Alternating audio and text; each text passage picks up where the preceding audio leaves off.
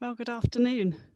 I'm Mary Heritage. I'm currently the chair of the Royal College of Speech and Language Therapists, and it's a real pleasure to introduce you this afternoon for our webinar, Leadership at All Levels. So a little bit of housekeeping to get started with. Thankfully, we have really able RCSLT colleagues on hand who are going to help us with any technical queries, and you can get in touch with them via the chat button on your screen. You can also send in questions for any of our speakers today by using the Q&A button. And this event is being recorded, and the recording is going to be made available on the RCSLT website so that other members and yourselves can access this another day. And all the presentational slides will be included in that.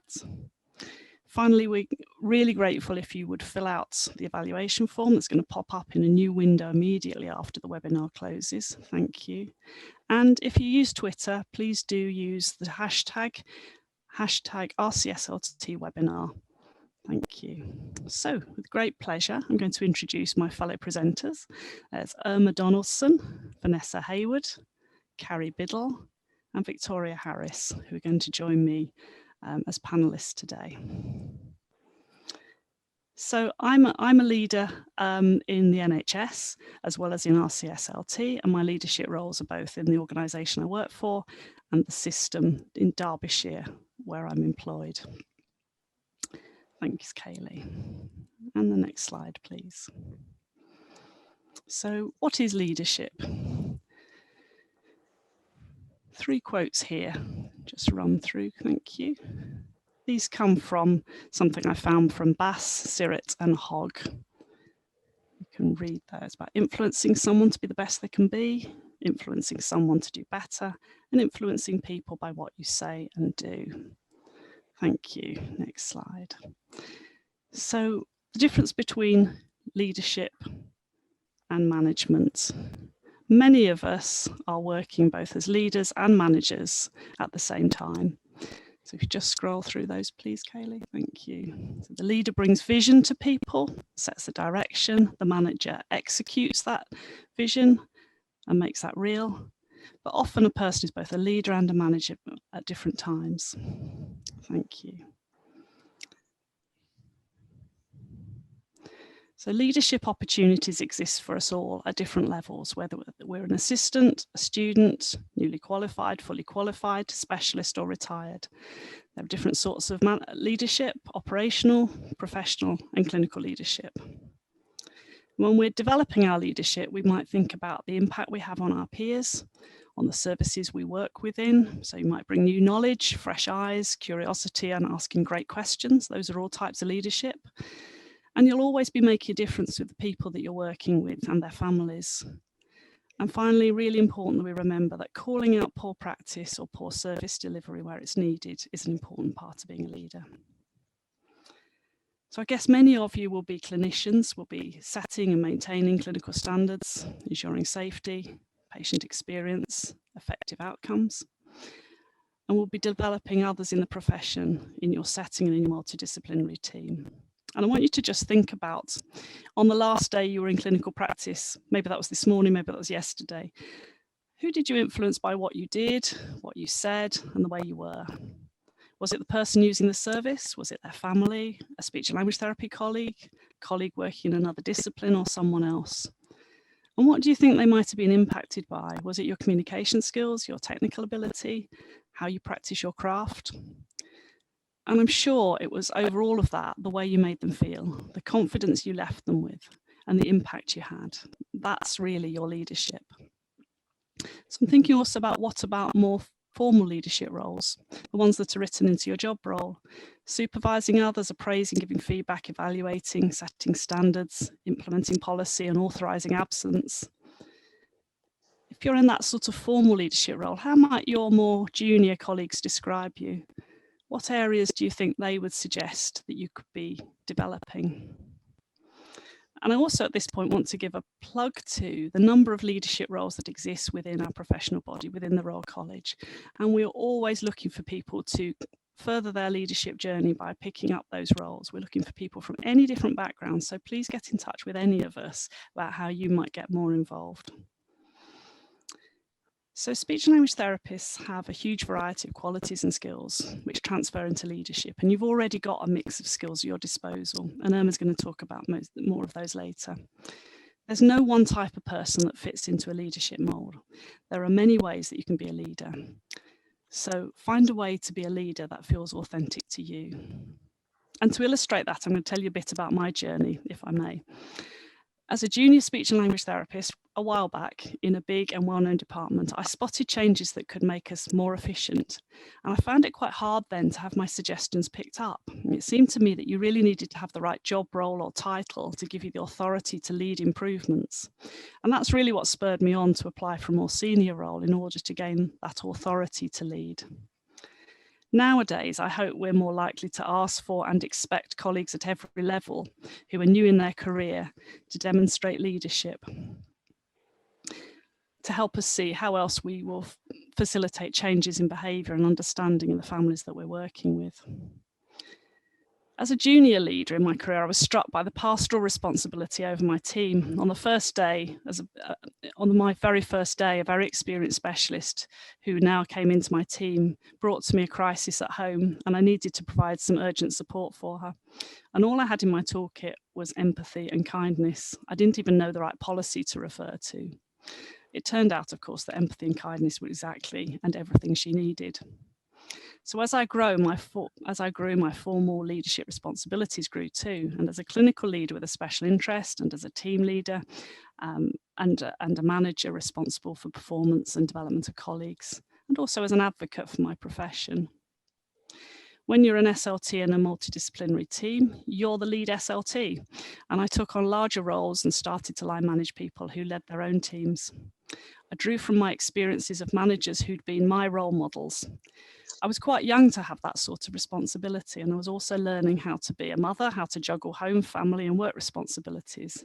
I found it extremely difficult to be like the managers that I'd been working for. They were confident, directing, they had very clear opinions that they could very easily articulate. They seem to have been more glamorous, more feisty, have established friends in the right places, and have a great reputation with senior leaders. I really tried, but I just couldn't match them. And then when I did look, what I did wrong in many cases. I was trying to be a sort of leader I can never be. And I later learned that the only sort of leader I can never be is the Mary Heritage version. And that's what I've stuck with.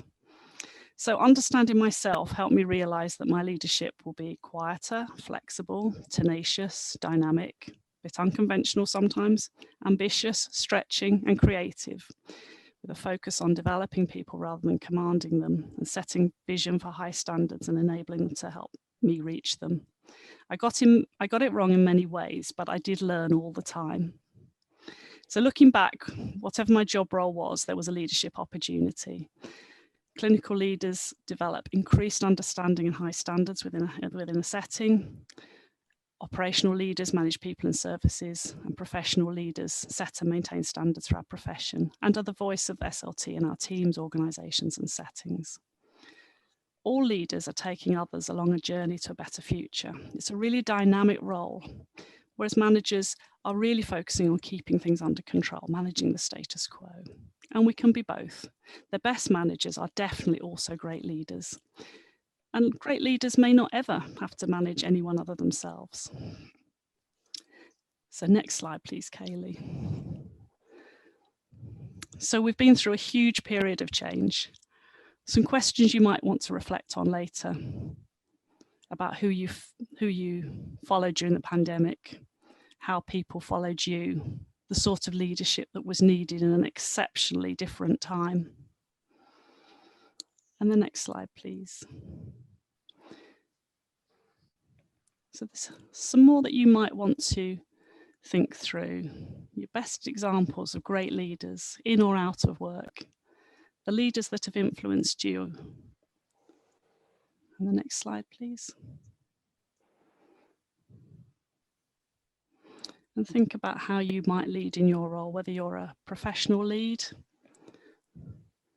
maybe the most senior SLT in your team or in your setting, maybe you're the voice of SLTs, maybe you're the voice of AHPs, maybe you're the voice of healthcare in the setting you work in. And how does the way you talk, the way you act and the things you stand up for make a difference.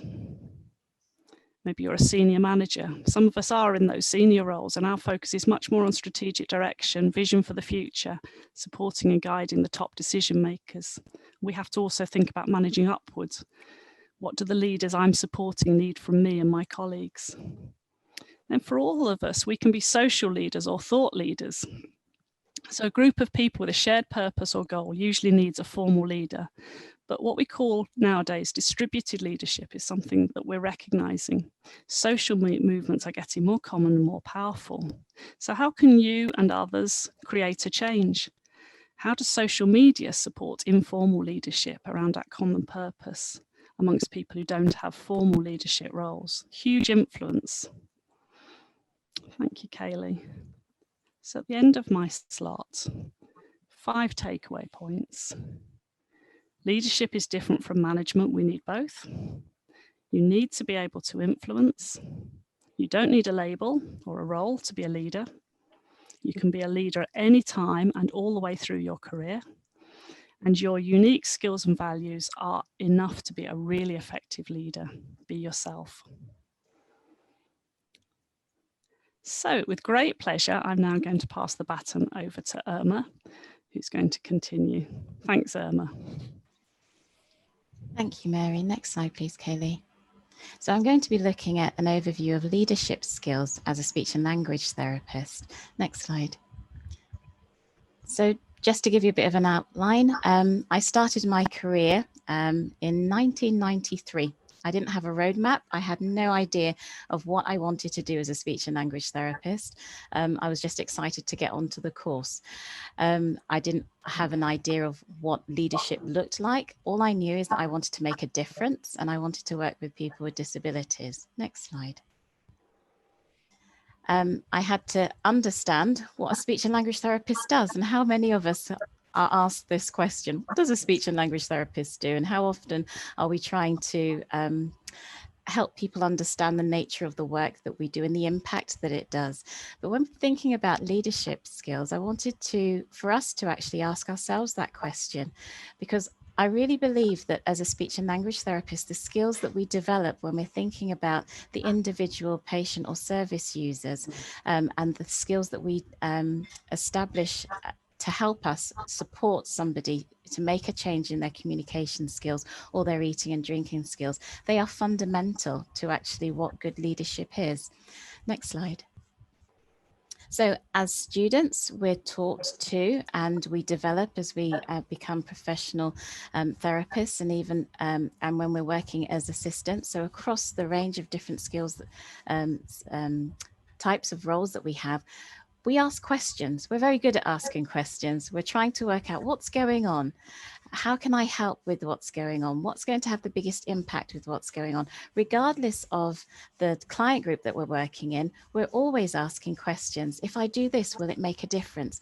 We're seeking solutions. Hypothesis testing.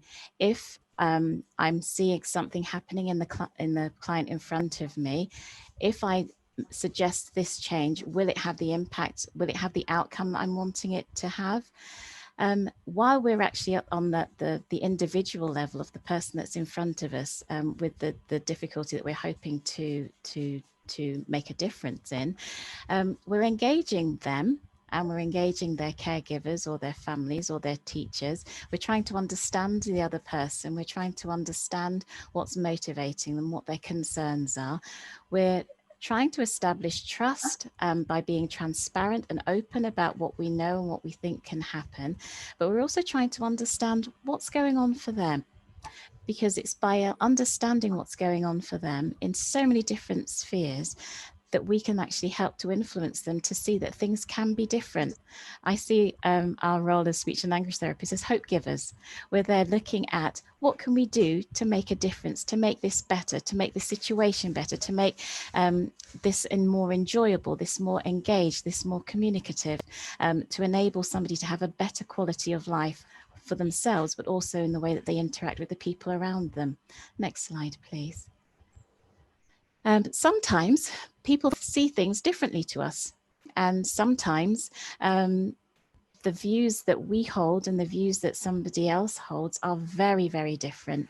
And we develop negotiation skills. We develop the ability to really listen to what's going on, to the heart of the other person, to try and understand what's driving their position. How can we support them? We know in our mind that something could be better, but we don't always have the right answer. And sometimes we actually have to listen in order to enable us to understand another person better, so that what we're offering can be more effective. There are times where we're the voice for the service user, we're the voice for the patient, we're the voice for the client group that we work in. We know that world, we're immersed in that world, we understand the needs of that world, and we're there championing and actually trying to help other people hear the need, giving voice. That whole campaign is all about advocacy. So as speech and language therapists, we are advocates for people who may not have the voice. But we also recognize our limitations. We know what's within our sphere of skill and experience. And sometimes we actually have to say, I don't have the skill or the knowledge or the experience to do this. Who do I need to help me to come into this situation to make the difference that's going to be the most impactful? Who do I need to partner with? Who do I need to seek out to support in actually co-creating the answer to what's happening in front of us for the client or the service user? And I think as speech and language therapists, we're very passionate about the work that we do. We're passionate about the fact that there's always new evidence. There's always something that we can be learning. We can be looking at trying to do things differently. We can be challenging the status quo. It's our passion that led us into the role that we do, to the working with the client group that we work with. And that's what keeps our interest in the profession and keeps us moving forward, ever seeking to do better. Moving, the next slide, please. Without the trust, without the transparency, without the honesty, without thinking about the other person and their humanity, without being empathic and being kind and compassionate, if we're always only ever trying to drive our own agenda without thinking about the other person, if we're not implementing the skills and the values and the behaviors of leadership that I've just spoken about, it can lead to conflict. Somebody who's only ever thinking about their perspective without really thinking about the bigger picture, that's not necessarily effective leadership. Next slide, please. In my journey, I had a very different compartmentalized me in work and me outside of work. I've been working as a speech and language therapist for 28 years in September. And I'm a Black speech and language therapist. My journey has been huge. I had a very different outside of work experience to inside of work. The activities that I engaged in outside of work, the hobbies that I engaged in outside of work didn't cross over into work. But what I'd like to say, and part of my development, is recognizing that everything that I've been engaged in life, the things that I've taken my interest, I've actually supported in my leadership journey. I was a school governor for 12 years, looking at education from a very different perspective to the way that I saw education as a speech and language therapist working with children in special schools. So who are you outside of work? What hobbies do you have? What interests do you have? Who are you engaging with? What's the role that you have in that engagement situation? Because all of that makes you who you are, and it adds to who you can be as a leader. Next slide, please.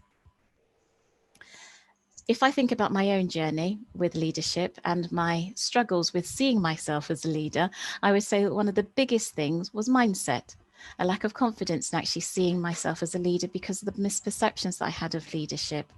I would say that the unique selling point of me being a Black therapist only really came to the front of my mind when I completed the NHS Leadership Academy Ready Now program a few years ago. I then realized I have a voice that needs to be heard and a voice that needs to be used. Didn't actually understand how I was going to use that voice. So I started working on Twitter because I thought that's something I could do. And it's through Twitter that actually a sense of influencing and understanding that that voice was important, and the questioning that that voice brought was needed within our profession. And I started engaging more with RCSLT work and the anti-racism work that RCSLT are doing. But I had to do a self-work. There were things that I needed to do to actually examine who I was as a person and how I saw myself as a leader, and actually what true leadership really was. It's about me being my whole self and being my authentic self. Another barrier that I had at the time was, next slide please, a lack of opportunity that I thought to develop. So I've actually spent the vast majority of my career so far as a frontline clinician, following my passion of autism and also learning disability, being completely satisfied with my ability to really get stuck in with making a difference in people's lives. But there did come a point where I thought I'd like to be doing more, but I didn't have the opportunities to be doing more and taking on more roles that actually had leadership embedded within them. So not just leading my peers in terms of my knowledge and skill and experience, but actually taking on some more maybe operational leadership. It wasn't available to me. At the time when that happened, I then started looking around my life. What other things could I be engaged in? How else could I be challenging myself? How to grow, to be pushing myself? What opportunities did I need to be seizing that I was running away from? So those were all internal questions that I needed to answer. Next slide, please. Sometimes the barrier to leadership is awareness. We can get so focused. I've put a picture of a flower there because we can get so focused on the very individual nuances and specific aspects of our specialist area and really delving into that specialist area that we actually lose the ability to look up and scope the full garden and see the full range of opportunities that are available to us in the systems that we're working in. What else is happening with colleagues? What else is happening in our organization? What else is happening in our region that we could be involved in? And we, as I said, as clinicians and as speech and language therapists, we very often think about specialism, and we get narrower and narrower in our focus. And actually, sometimes it's about stepping back and saying, what else is there? What else is available if you're wanting to develop your skills and moving forward? So what I would say, next slide, please. Mary said it, but I just want to really stamp and underline it. My comfort with the idea of being a leader came about when I understood that it was okay just to be me and authentically me in every aspect of myself. The questioning side, the activities that I had outside of work, all actually came together in the role that I'm in now, which is a purely operational role at quite a senior level within the organization, that I really wouldn't have had the confidence to even attempt to go for, not even 4 years ago. But it's actually recognizing that the skills that I've established as a speech and language therapist, working in a clinical context with a specific client group and specialist area, all of those skills have been completely transferable into the role that I'm in now. So I want to leave you with that thought, just be you. And I'm going to hand over to Vanessa. And Vanessa works for the Cwm Taf Morgannwg Board, University Hospital Health Board, as the head speech and language therapist. Thank you, Irma, and good afternoon, everyone. My section is around leadership routes. Next slide, please. As we've heard about, there's different types of leadership. Within speech and language therapy, there are clinical leaders and service leaders. There's leaders of projects, all manner of different projects. There are AHP clinical leaders. There's leaders in research, and there's lead roles within wider MDTs. And these are roles that you can take on and build into your career. Next slide, please. So what follows are some examples from leaders that I've spoken to about their leadership routes. So the first one was someone who, sorry, if we can go back to the previous slide, thank you. So the first one was a job share as a speech and language therapy manager. opportunities came up to have a secondment to government, Masters in Leadership and Improvement, and then becoming an AHP lead for children and young people, and also then taking on a Royal College trustee role. So some of these, even though we have stairs there, they don't necessarily need to be steps up, they can be steps sideways, all different routes that you can take within your career. Next slide, please. So these are all opportunities to influence, innovate and improve. So the next example is a quote from somebody. So when I started my career, I was quite adamant that I would never become a manager. I was a clinician at heart. For 8 years, I worked clinically in a variety of roles and settings, seizing opportunities. They say, did I have a clear career path? Definitely not. An opportunity arose for a team leader clinician in a new service. So I thought and thought and thought, then decided to apply. With much surprise, I was successful. At one level, it allowed me to continue working clinic at the time. And at the other level, a more formal leadership role, leading a transdisciplinary team. And guess what? I quite liked it. So much so that when the overall service lead position became available, I didn't need to think near as much as before applying. And that's the role I am still doing today, leading a dynamic, innovative, dedicated and enthusiastic multidisciplinary staff group who make my work life a pleasure. Another leader's example is on the next slide, please. When asked about my leadership journey, the info from the 1994 comedy drama Forrest Gump came to mind, Run Forrest Run. However, in keeping with Forrest Gump, I do believe what Mama said, life is like a box of chocolates. You never know what you're going to get. So when asked about leadership, don't be a Forrest and run, seize the opportunity, dip your toe in water, and guess what? You might find that you really like it. Next slide, please. Another story of a leadership route. Started with an MSc in speech and language therapy as the starting point of their career. Then went on to have a variety of SLT posts and actually then went up to set up an ICAM nursery. They also took on a training project with a local authority and became a professional lead for a community team. They had a supportive and dynamic role model and were then able to go on to have a secondment to government. They were chair of national SLT groups and became a head of SLT service, which shows you the leadership. Next slide, please.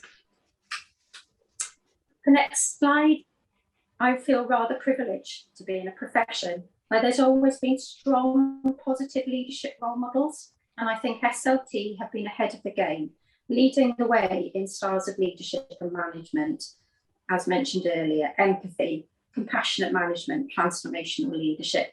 I've also benefited from an ethos of leadership at all levels since my very first role. So I was able to develop and hone my leadership skills in my clinical role from the very start. I didn't ever have a goal to become a head of service, just sort of happened. Again, with excellent coaching and mentoring from others. I do love my job though. I've also benefited from leadership courses and the ILM5, and they both motivated me further. Next slide, please. Another story of a leadership route. Started with a band 6 SLT post and then took on a lecturing post at university. PGC in teaching in higher education was taken, and this person won the Student-Led Innovative Teaching Award. They became a senior lecturer and then a clinical director and took a master's in research. And now they want to take on a pathway lead role for advanced practice masters and do more clinical research. Next slide, please. That same person said, I've always felt lucky that I've had opportunities to develop in clinical, academic, research and leadership. I'm interested in many different areas, and so it suited me to focus on these at different points in time. They've been complementary, and development in one, e.g. research, has had a positive impact on another, e.g. academic or clinical. Next slide, please. Another example, I often describe my leadership experience in relation to the book Going on a Bear Hunt. If you've read that one. It's been an adventure through the swishy, swashy grass, some thick, boggy mud at times, and required bravery to think I would make it across the river. I can relate to that. Brilliant role models were my inspiration and also encouraged me to challenge myself. Next slide, please. So in terms of my own leadership route, I started my career in 1990, a long time ago now. I took on various SLT roles in adults, in children, in mixed posts across different organisations around the UK, which was a fantastic learning experience. I was then able to cover the maternity leave of my head of service, which was a great opportunity to take a step into leadership. And she was an inspirational role model for me. I did 2 years of teaching at the university, so that gave me a different perspective. And then the opportunity to be a head of an adult service, as well as being a deputy head. I took an opportunity to do the Masters in Health Service Management, which was a fantastic opportunity to work with people outside of SLT. And also take a seat on the Royal College Finance and Resources Committee. And that gave me an opportunity to see how our professional body functions and how it's different to the NHS setup. I then became acting head of SLT and then head of SLT. And I'm currently also the interim AHP lead for one of our locality groups. I was the chair of our Royal Wales SLT Advisory Forum, and I'm currently vice chair of the Welsh AHP Committee. So that gives me an opportunity to work with colleagues across professions. Next slide, please. So my lessons learned. I found there's been many benefits in having a coach and a mentor, so I would recommend that. If you don't have naturally good interview skills, then it's worth seeking out some training on this, because you don't want it to be a stumbling block to you taking up opportunities that are available. You don't need to be in a senior post in order to be a leader. And leadership, as we've heard, can occur at any stage and at any level. And sideways moves in your career can be extremely beneficial and rewarding. Next slide, please. So my take-home message, there could be 5 steps to success, there could be many more. And it's you. Be flexible and always take any opportunity to develop yourself and continue learning, especially with those, I feel, outside your profession. Push yourself and don't be afraid to do things out of your comfort zone. You will surprise yourself.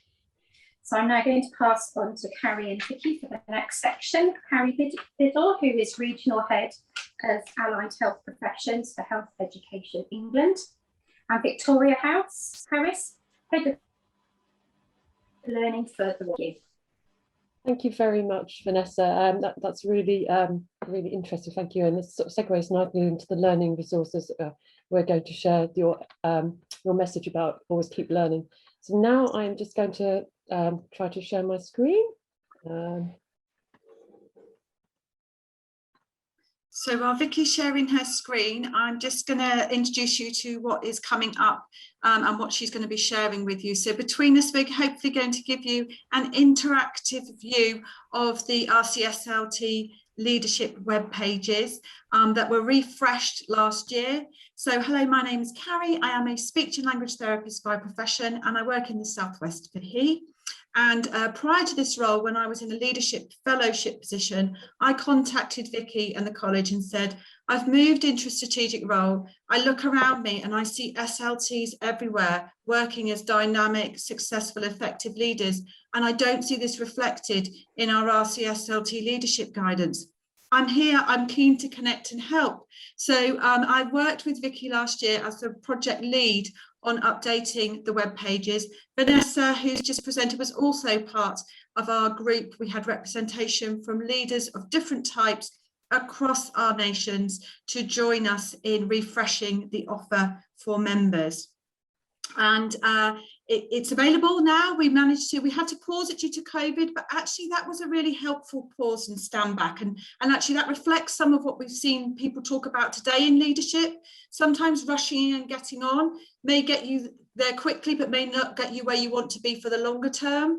And so being able to pause and stand back from what we did, pick it back up in the autumn, and really think about what we might have missed or what we think is really pertinent and relevant to our members with regards to leadership and resilience and inclusivity and diversity that massively shone through in the spring and summer of 2020.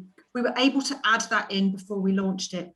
So the pages are available via the RCSLT website. You click on the main menu, you go to Learning and Leadership Resources, and as Vicky has shown you, we are here.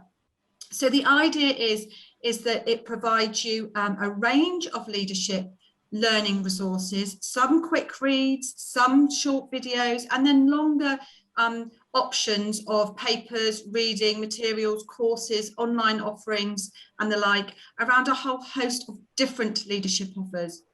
Leadership is often described as a me to we experience, and so we started with looking at and providing an offer for personal leadership development, and then moving into that we space. So how do you lead others or lead in different ways? So far, it's been fantastic. We've had a look at the hits on the website. Over 2,200 people accessed it in the first 5 to 6 months of the year this year, and an average time is 7 minutes. So it looks like some of the quick read and quick access resources are going down well. The popular topics that people are going to is the What is a Leader section, developing yourself as a leader, good leaders, the resilient and inclusive leaders, and the leading teams, which is interesting because they're the top 5 on the list. So at some point, I think we should jiggle up and move around some of the sections to see if that provides more input for other people. But it really does allow you to use a pick a mix choice, as Mary showed in her photo earlier on. Leadership is different to different people. We need to look at it through different lenses. And so you can hop in and out of the resources in different ways to help you with your personal and potentially your team wider leadership transformational skills that you are looking for. So Vicky, I'll hand over to you. Thank you, Carrie. I'm very much hoping that you can all see the screen that I'm sharing. Yes, we can. Yes, that's good. Sorry, there was a bit of a pause when I was trying to get the screen up, so thank you for filling there. And I wanted to say thank you as well to Irma, who was also involved in these leadership resources. So we have this great resource on leadership. I think, Vanessa, you may have mentioned mentoring, which is very much a thing that we feel supports this as well. So if I show you how I got to the leadership resources, I can also then show you how I got to the mentoring resources, which are new. So if you go to the main menu, scroll down to learning, there's a whole host of things under here that are useful. But you can see there's leadership resources, which Carrie has just talked about, and then there are some mentoring resources, which were developed by, sort of led by Mary, but many others have helped with that as well. And so this is really, I think, the other side of the equation. It's, I mean, one of my key tips for leadership development would be to get a mentor. And so this is what it is, how a mentor can help you, where to find one, different types of mentoring, like reverse mentoring, becoming a mentor. And also we have this thing called RCSLT mentors. So these are people that you can go to if you have a particular problem, maybe about service redesign or workforce, or any more sort of service sort of level question that you want to talk over with someone who's an expert leader themselves. And of course, we're always looking for new leadership mentors. So if you feel that you have that to offer, we always welcome people to apply to give something back to the membership. So that would be really good. So I encourage you to take a look at those. So we've got on the main site, we've got the, as I'll show you again, we've got under learning, we've got leadership resources and mentoring. Then I'm going to show you some other resources we have, which are e-learning resources. And hopefully this is going to be a quicker segue. Yes. So if you see, we have our learning site here, rcsltcpd.org.uk. That's where we've got all of our courses. I'm logged in now as me, obviously, but if you haven't got a login already, you'll need to register for this site, and then you will have access. If you are a member of RCSLT, you have access to all the resources. if you're not a member, there are still courses that you can see that are for non-members. And so we have a leadership learning journey, and we also have one for influencing. And again, I think they're very complementary skills to discuss. With leadership, I think it's very important to consider the influencing role you have. So with the leadership learning journey, we have these modules, so an introduction, looking at developing your leadership skills, creating positive teams, because that is a really important part of the role. I think if I know, I can't remember who it was, but someone mentioned you could be a leader and not actually manage anyone, but a lot of people do manage teams, and so it's how you create that positivity and positive teams. Concepts around leadership, change management, which as a leader, you probably would be involved in big pieces of change, improvement projects. So that's under the leadership one. And then I'll go back to my my courses, and so you can see all the courses that I've got access to. And further down this list, we've got influencing. I'll just open that up and show you the kind of things that are in that. So again, we've got an introduction to influencing, and then we've got the importance of emotional intelligence and empathy, which I think it's skills which Vanessa really, Vanessa, Irma, you really brought out those emotional intelligence skills and empathy. And then we've got managing conflicts, and then influencing when you don't have the authority. Mary, you mentioned earlier that you felt that you needed to get to a higher level in your career, to have that authority. Well, I think things have moved on since then, and we realise now that through mediums like social media, it's much easier to influence without authority, and we see some great social change movements happening that way. So that's what's on influencing, and I'll just briefly talk about podcasts as well. We now have a nice segue here. As part of our influencing and leadership work, which was done with Carrie as well. Sorry, somebody else. We did an interview with leader Ruth Williams, who works in the West Midlands, and she talked about her experiences of leadership and influencing in her career, and that's available on our podcast channel. And we have lots of other inspiring stories on the podcast channel if you want to pop over there and have a listen. So that's me. I will be, as part of the FAQs, adding on a list of great leadership resources and influencing resources for you to have an easy link to. But for now, I will hand back to Mary for the question and answer session. Thank you. Well, thank you so much to all of you for your inspiring pieces. Hope everyone's found that as useful as I did. So please do write any questions you've got for any of or all of the panel. We've got one really good question that I'm going to throw to fellow panelists to start with.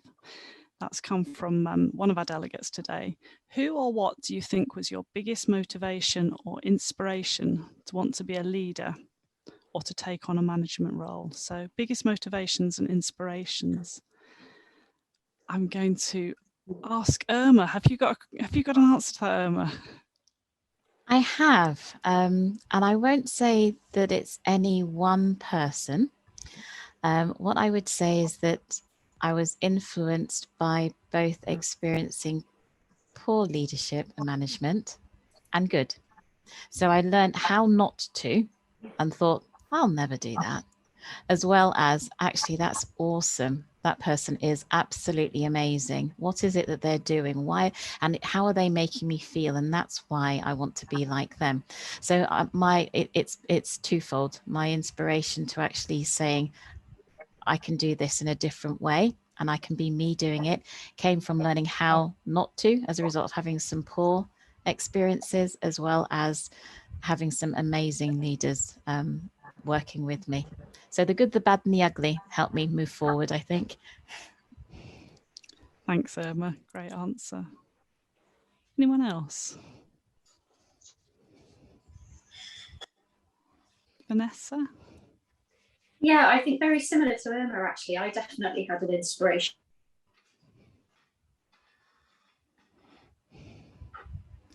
role model and that I could do, and that I would like to sort of aspire to be like her, really. So she's been within my mind ever since, actually. But when I've seen examples of not such good leadership or management, and thought that that's learning for me, really, how I would not want to do things. But also, I think just wanting to make a difference and seeing leadership as an opportunity to make a difference working. So that definitely inspired me. Thank you. Thank you. Okay, another question from the chat. How would you go about encouraging developing leadership skills in our SLT students? I think we need to be developing and encouraging leadership skills right from the get-go, not just when we actually qualify. Agree totally. That's from Becky Johnson. Would any of our panelists like to address that?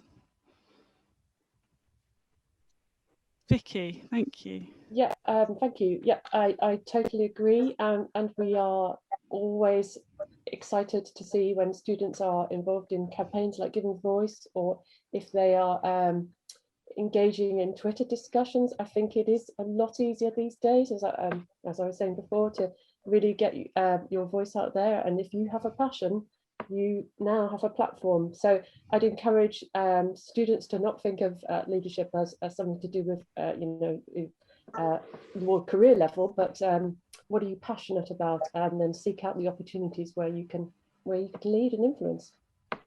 Thank you. Thanks very much for that.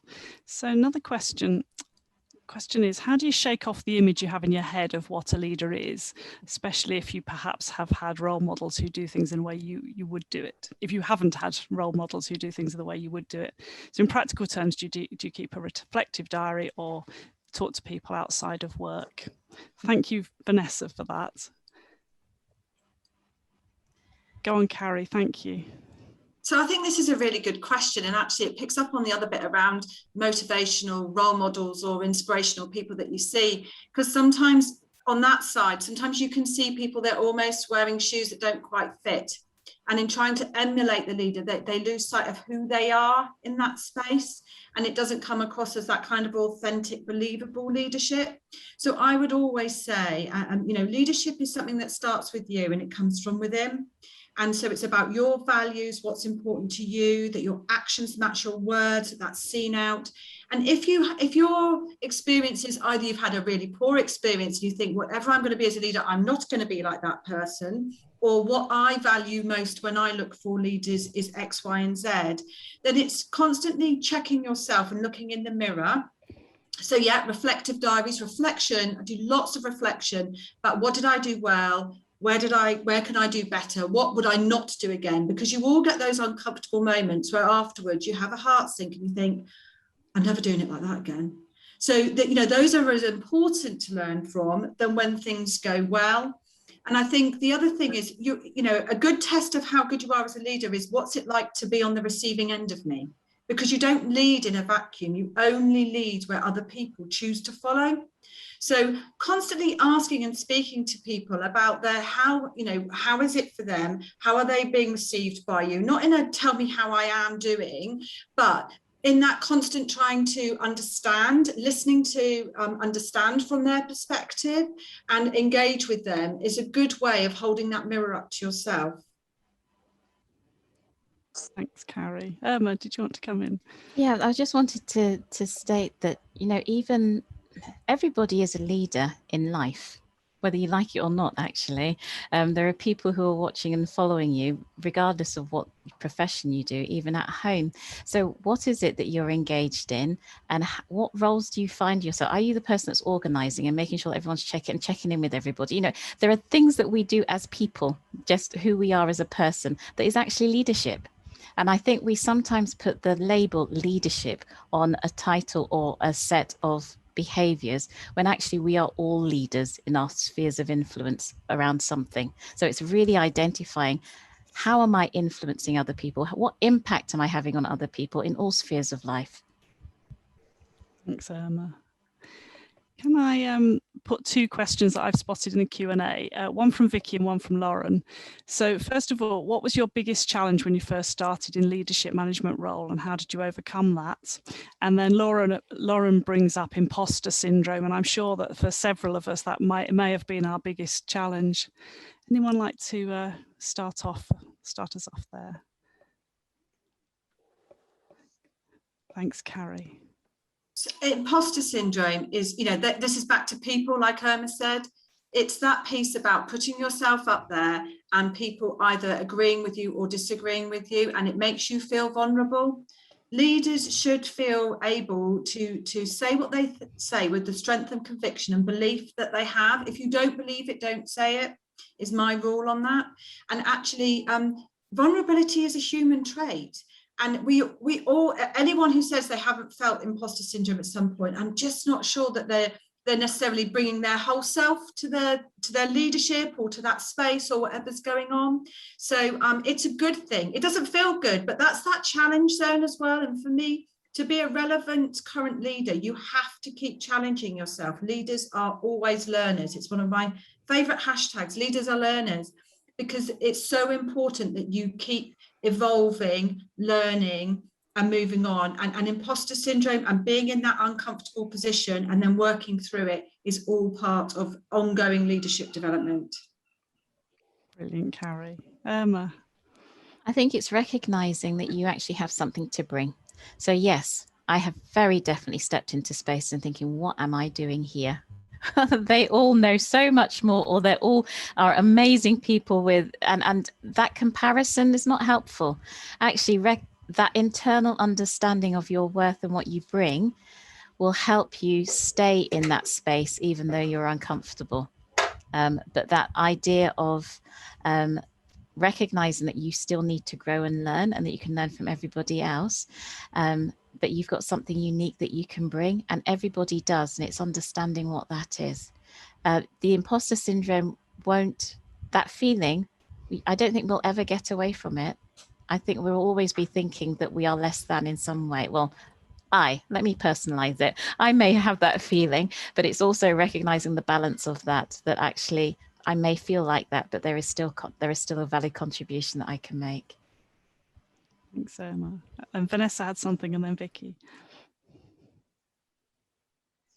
Yeah, no, I totally agree. And I think having a coach can really help you to reflect on yourself and your own skills, and what transferable skills you've got, and how you influence. And I've certainly learned that with having coaching over the years. And also 360s, I would definitely recommend 360. Other perspectives on how you are as a leader and what you can potentially continue to develop in, and take opportunities to continue developing your skills and your knowledge and your confidence as well.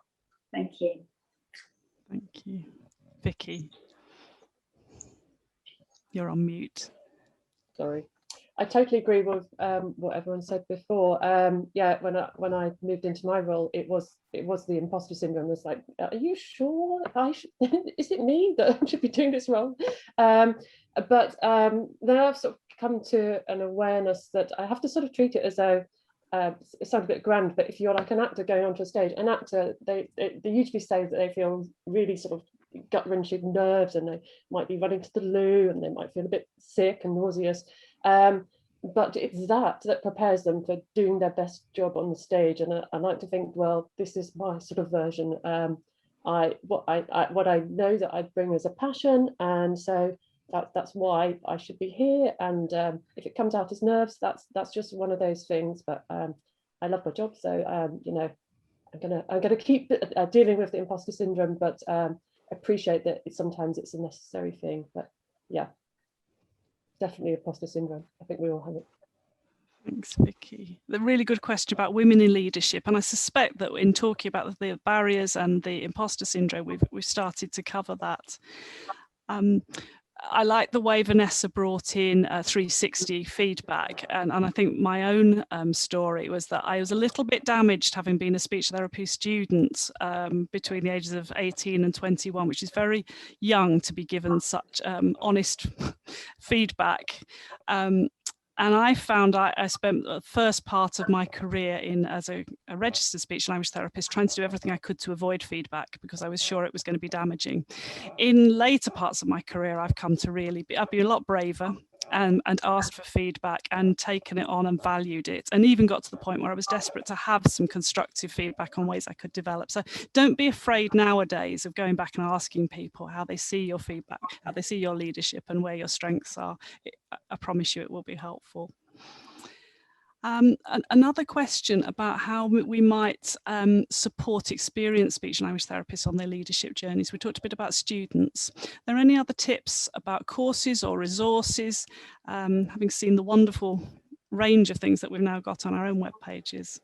Carrie.